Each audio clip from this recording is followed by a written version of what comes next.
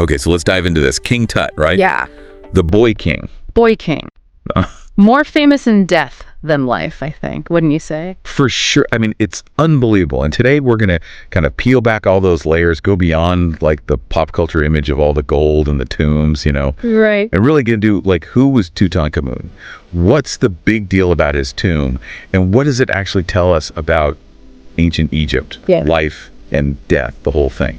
So I guess to kick things off, he became pharaoh at like 9 years old. Yeah. That's what's so fascinating about him. He stepped into this role at 9 years old. Yeah.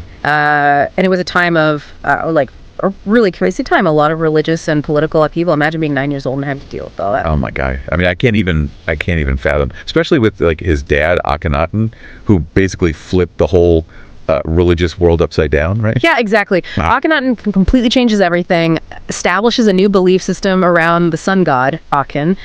And then, boom, Tut comes along, reverses everything, moves the capital back to Thebes, back to the traditional worship of Amun. Wow. So was that like, I mean, we're talking about a 9-year-old, right? Right.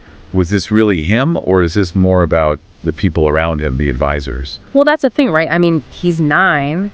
There's got to be, power struggles going on behind the scenes.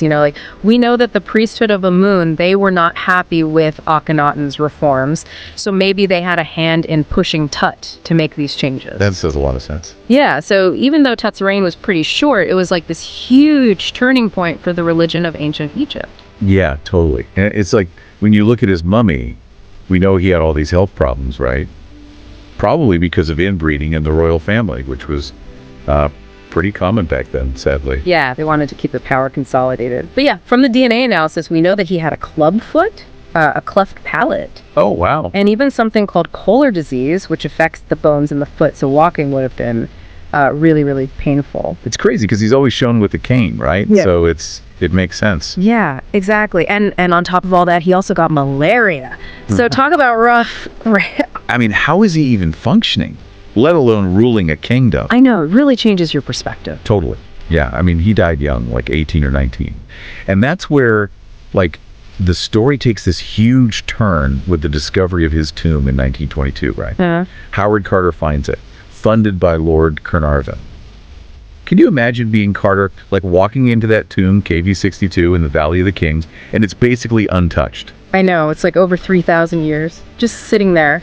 One of the most amazing archaeological finds ever. Incredible. And it's all thanks to, or I guess because of his early death, right? It was so sudden, they kind of rushed the burial, and then it was just forgotten. They sealed it up quickly, and then debris from other tombs just piled up over it. So unlike a lot of the other pharaohs' tombs that got looted, Tut's is like this perfectly preserved time capsule. Winning the lottery, but for history. What did they find in there? 5,000 artifacts? Yeah, over 5,000. You've got the famous golden mask, of course. But there's also chariots and weapons, board games. They even found food. Wow. And his 2 daughters who were stillborn were buried with him. It's no wonder there was Tutmania after that. You're basically getting this backstage pass to ancient Egypt. Absolutely. Yeah. And it's like every object is a window into their world, right? Like the Book of Amduat.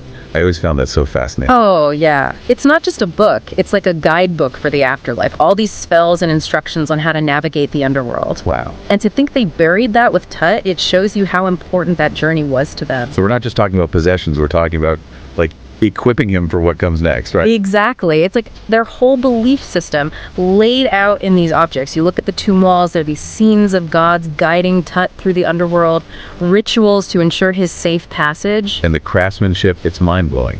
The detail in the gold, the colors in those paintings. It really shows you how skilled the ancient Egyptians were. I mean, these weren't just objects to them. They were expressions of their beliefs, their art, their whole understanding of the cosmos. It's amazing. So we've got this incredible picture of Tut's life, his death, all these beliefs surrounding it. But the big question is, how did he actually die? Was it, murder, an accident? Okay. I know. It's the mystery that everyone wants to solve. Yeah. So the early examinations, they thought maybe it was an infected leg fracture, maybe from a chariot accident, made worse by the malaria. Oh, wow. But then, as forensic science got better, they started to move away from the idea of foul play. Oh, interesting. And now it seems as it was more likely because of all those health problems he had, maybe triggered by a really bad bout of malaria. It's kind of a sad ending for a king who faced so many challenges, even when he was a kid. Yeah, it is. It's kind of fitting, though, right? Like, Yeah. he reverses all his father's radical changes. Right. But ultimately, his legacy isn't about what he did in life, but these amazing treasures that were buried with him. And it makes you think, like, how has the discovery of this tomb changed our whole understanding of ancient Egypt? And what else is out there, hidden under the sand, just waiting to be found? I mean, that's what's so exciting about archaeology. It's like this conversation with the past. We've learned so much from Tut, but it's only one piece of the puzzle. Who knows what other mysteries are out there, ready to change our understanding of this whole civilization. That's a great place to leave it. I'm definitely going to be thinking about that. Me too. Thanks for taking this deep dive with me. My pleasure. To all our listeners out there, keep exploring. There's a whole world of ancient Egypt waiting to be discovered. And who knows, maybe you'll be the one to uncover the next big mystery. Until next time. See you then.